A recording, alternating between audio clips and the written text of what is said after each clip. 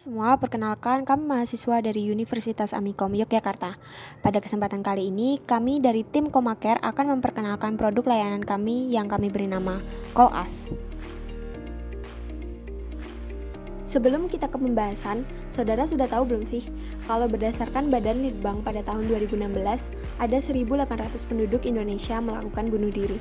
Dengan kata lain, ada setidaknya 5 penduduk Indonesia yang melakukan tindakan bunuh diri setiap harinya, baik mereka yang masih remaja ataupun usia kerja. Pertanyaannya, bagaimana kondisi kesehatan penduduk bumi ketika pandemi datang? Apakah jauh lebih baik karena hanya di rumah saja, atau justru semakin parah?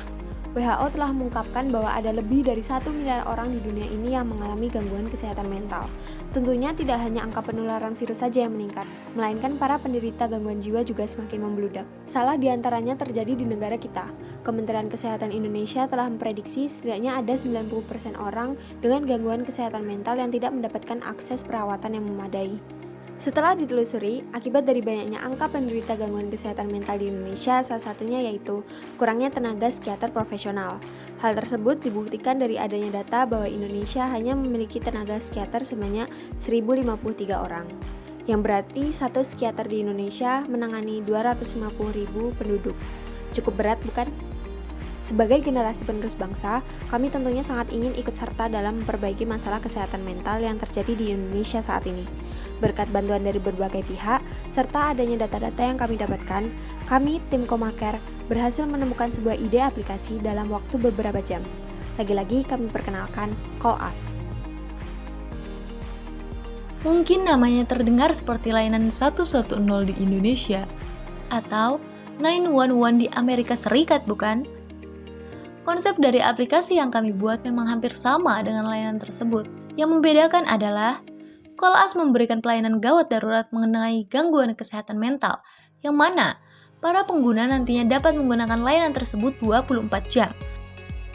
Untuk mencurahkan isi pikirannya, meminta solusi atas masalah yang ia miliki, serta mendapatkan penanganan oleh para psikiater saat itu juga. Selain pelayanan gawat darurat, kami juga memberikan pelayanan-pelayanan lainnya, salah satunya training dasar mengenai kesehatan mental. Fitur ini akan memberikan kesempatan kepada pengguna untuk mempelajari dasar-dasar yang berkaitan dengan mental health dan dipandu oleh para psikiater yang sudah berlisensi. Selain itu, ada juga pelayanan konsultasi secara berkala yang dapat dilakukan oleh pengguna, di mana sistem dari pelayanan tersebut nantinya akan dijadwalkan oleh para psikiater yang dipilih. Jangka waktunya mengikuti keinginan pengguna, baik 1 bulan, 3 bulan, atau mungkin 1 tahun. Tentunya hal ini kami terapkan setelah mengetahui bahwa pelayanan untuk menangani psikologi seseorang tidak dapat dilakukan dalam waktu singkat. Lebih menariknya lagi, kami menyajikan layanan khusus untuk ibu rumah tangga atau ibu menyusui. Sebelum menggunakan fitur-fitur yang ada, nantinya pengguna akan diberikan pilihan, apakah fitur yang diinginkan merupakan fitur general atau khusus untuk ibu rumah tangga. Yang membedakan kedua hal tersebut tentunya pada layanan training, konsultasi, dan juga artikel, di mana para pengguna fitur-fitur di tipe ibu rumah tangga akan mendapatkan training khusus mengenai masalah-masalah gangguan mental yang kerap dialami.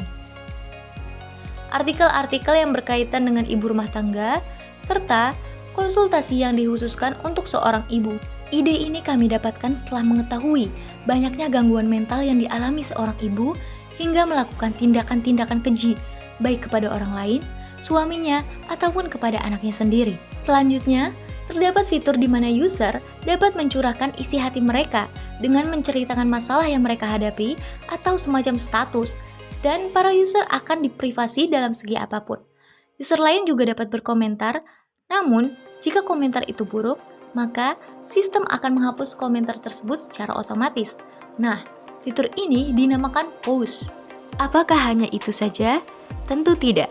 Layanan yang kami berikan juga mencakup sebuah mood tracker, di mana user mengungkapkan perasaannya dan dapat memahami perasaan yang sedang mereka alami setiap harinya.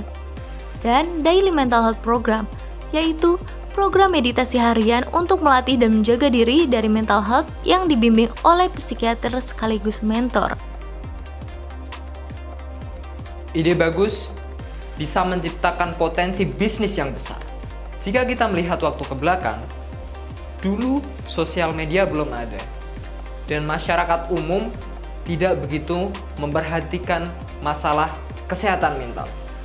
Padahal banyak sekali individu yang mengalami penyakit kesehatan mental. Sampai akhirnya media sosial diperkenalkan oleh dunia dan masyarakat umum mulai memperhatikan kesehatan mental. Dengan ini akan menjadi peluang bisnis yang besar.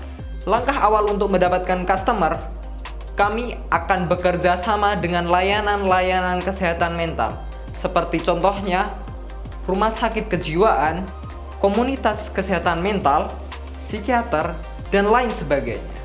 Dengan begitu, kami akan mendapatkan perhatian masyarakat umum mengenai masalah dan solusi yang kami berikan. Adapun layanan yang kami berikan adalah yang pertama, informasi mengenai kesehatan mental berupa audiovisual dan e-book. Yang kedua adalah komunikasi via chat 24 jam gratis. Yang ketiga adalah konsultasi berbayar. Kami mengambil keuntungan 10% dari total pembayaran. Yang terakhir adalah layanan beriklan. Kami akan mendapatkan keuntungan dari layanan beriklan sesuai dengan regulasi yang sudah kami tetapkan. Dengan adanya layanan Call Us, kami berharap dapat memudahkan masyarakat Indonesia, baik penderita maupun tidak, dalam menangani kesehatan mental. Remember, there's a hope even when your brain tells you there isn't. So, with Call Us, you can reach your hope with us. Insya Allah.